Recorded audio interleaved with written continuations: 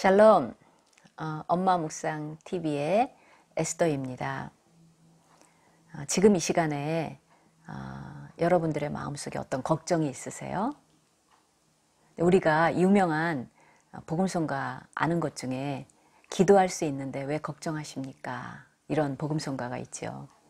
또 기도는 영혼의 호흡이라고 했습니다. 자전거를 아무리 잘 타는 사이클 선수라 해도 자기가 너무 힘들다고 페달을 밟는 것을 멈추면 넘어지고 말지요.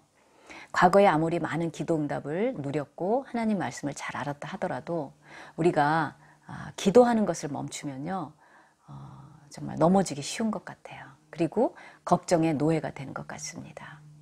그래서 오늘은 이 부분에 대한 말씀을 같이 한번 묵상해 보겠습니다. 여러분 잘 아시는 마태복음 7장 7절입니다.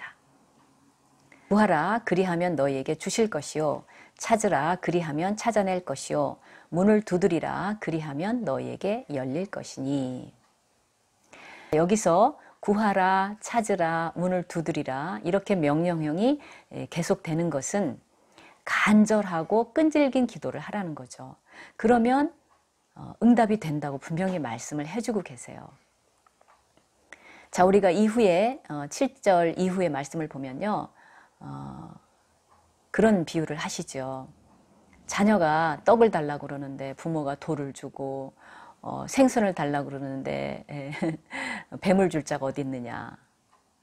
그러니까 우리 자녀들이 엄마 김치 좀 먹고 싶어요. 그런데 우리가 밖에 나가서 잡풀 딱 뜯어다가 접시에 놔서 먹어. 삼겹살 달라고 그러는데 어디 나가가지고 뭐 이상한 지렁이 같은 거 잡아다 먹어. 이럴 리가 없잖아요. 우리가 자녀들에게 얼마나 좋은 것들을 주고 싶고, 사실 자녀들이 맛있게 먹는 거 보면 우리 배가 부르지 않습니까? 근데 그러니 하늘에 계신 너희 아버지께서는 얼마나 좋은 것으로 너희에게 주고 싶어 하시겠는가? 그런데 하나님, 지금 제 삶이 뭐예요? 제 삶은 너무나 힘든걸요? 이렇게 생각을 할 수가 있지요. 그러나 우리가 말씀에 믿음을 화합하면서 이 말씀을 가지고 끈질기게 기도를 해야 되는 거죠. 우리 예수님께서는 하나님이시면서도 지상에 계시는 동안 기도를 참 많이 하셨어요.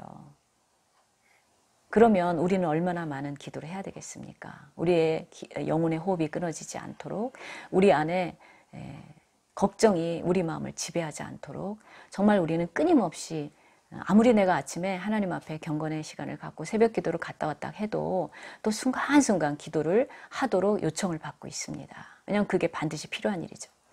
자, 낭망하지 말고 기도를 해야 된다는 말씀인데, 이 부분과 관련해서 누가복음 18장에 또 비유를 예수님께서 주셨죠. 성경에서 가장 사회적인 약자는 과부와 고아로 묘사가 됩니다. 뭐 오늘날에야 남편 없어도 뭐 여성들이 경제권이 있고 또 고아원 시설도 우리나라 같은 경우는 얼마나 좋습니까?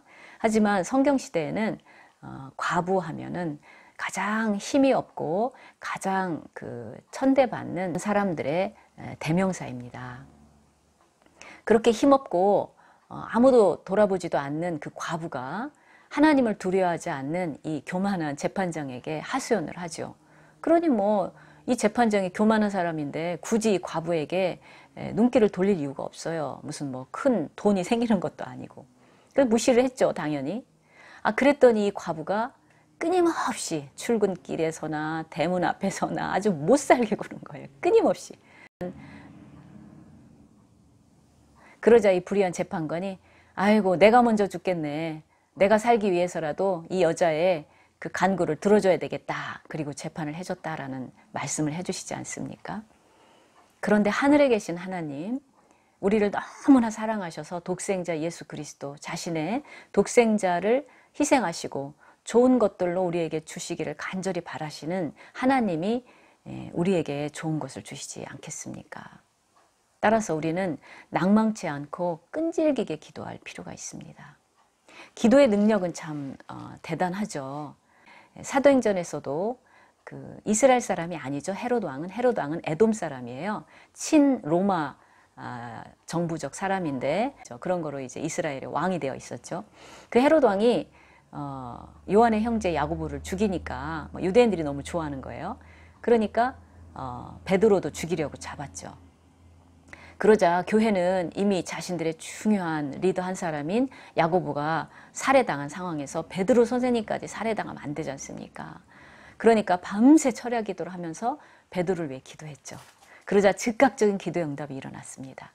정작 베드로 자신은 천사가 와서 자기를 깨우고 옆구리를 치고 그래도 잠이 완전히 깨지 않았지만 하나님께서는 교회의 기도를 들으시고 바로 응답을 해주셨습니다.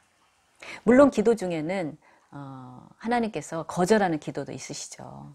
우리도 사실 그런 기도의 경험을 합니다. 저도 최근에 몇 가지가 있었는데 아이고 내가 바보같이 왜 이런 기도를 했나. 나중에 깨닫고 보면 사실 그런 기도들이 있어요. 그리고 감사하게 되더라고요. 근데 대표적인 건 사도 바울이 그랬죠. 눈의 안질이 아마도 다메섹 도상에서 사도 바울이 회심할 때 그 눈에 그 안질이 생긴 것이 아니냐 그렇게 보는데 어쨌든 이 안질 때문에 너무나 괴로웠던 사도 바울이 3번이나 간절히 간구하죠. 근데 하나님이 거절하세요. 네가 받은 바 계시가 너무나 커서 교만할까 봐 내가 이러한 것을 주는 것이다. 그것을 알게 된 사도 바울은 아주 기뻐합니다. 야, 내가 약할 때 하나님의 능력이 내 안에 있어 강해지게 되는 것이가 나는 기쁘다. 그리고 평생을 순교하실 때까지 그 안지를 안고 살아가셨던 거죠. 그러나 우리가 일반적으로 하늘 아버지 앞에 구하는 그런 기도들 하나님이 왜 응답지 않으시겠습니까? 그런데요. 낭망치 말고 기도를 해야 된다고 예수님이 아까 그 과부의 그 예를 주신 것은 우리가 기도하다 보면 낭망을 할 수밖에 없기 때문이죠. 왜요? 우리가 바라는 대로 기도가 금방 응답이 안 되는 거예요. 그러니까 내가 기도해서 뭐해? 사단이 하나님의 백성들에게 사용하는 큰 카드 중에 하나가요. 이 기도에 대해서 낭망하게 하는 것 같아요. 아니 내가 그렇게 간절히 기도했는데 기도 응답이 안 되잖아? 그러니 뭐 내가 굳이 기도할 필요가 있는가? 이것은 굉장히 위험한 사단의 도전입니다. 이런 생각이 들 때마다 하나님의 말씀으로 우리의 마음을 다잡고 끈질기게 기도할 때 하나님의 때에 하나님의 방법으로 기도가 응답된다는 거죠. 결국 예수님의 이름으로 기도하기 때문에 이 기도가 위대한 거 아닙니까? 우리는 아무것도 아니죠. 그래서 우리가 예수님의 이름으로 기도할 때 하나님은 반드시 응답하신다. 반드시 응답하신다. 기도 응답을 주시든 기도하는 나를 변화시켜 주시든 반드시 응답하신다. 그래서 우리가 혹시라도 기도를 하다가 멈췄던 기도 제목이 있습니까? 다시 한번 용기를 가지고 이 말씀을 믿고 분명히 구하고 찾고 문을 두드리면 네가 받고 발견하고 문이 열린다고 약속하셨지 않습니까? 우리가 하나님의 말씀으로 산다고 우리가 지난번에도 묵상을 했는데요. 다시 한번 이 약속을 붙잡고 하나님 앞에서 낙심하지 않고 기도하시는 우리가 되기를 바랍니다. 저는 개인적으로 엄마의 기도가 세상에서 가장 강하다고 생각을 합니다. 저 역시도 우리 엄마의 기도를 많이 체험하고 살았거든요. 그래서 저 또한 자녀들을 위해서 간절히 기도를 하려고 애를 쓰는데 엄마의 기도는 어떤 적금과 같아요. 어느 날 반드시 적금을 타게 되어 있죠. 자, 엄마의 기도가 있는 자녀들과 없는 자녀들 안타깝지만 굉장한 차이가 있습니다. 우리 엄마들, 우리가 경제적으로나 어떤 뭐 시간적으로나 또는 다른 엄마들, 유능한 엄마들처럼 해줄 수 있는 부분을 못 해주는 게 있을 수 있어요. 하지만 우리가 자녀들을 위해서 우리가 이 땅에 살아가는 동안 열심히 기도를 쌓아놓으면요. 그 기도가 반드시 자녀들의 인생에 동행하면서 역사를 한다는 사실입니다. 오늘도 우리가 힘을 내서 우리 자녀들을 위해서 열심히 기도하는 우리 모든 엄마들 되기를 주님의 이름으로 축복합니다.